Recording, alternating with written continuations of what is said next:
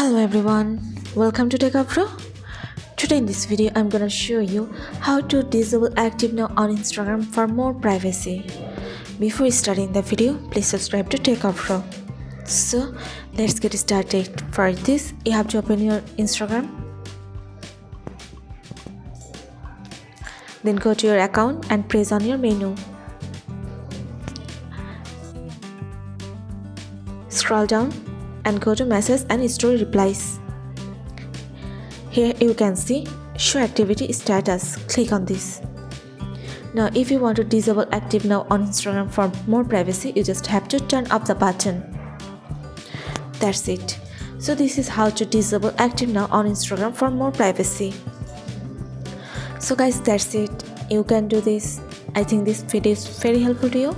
If it was, then give a thumbs up and hit the subscribe button, and thanks for watching.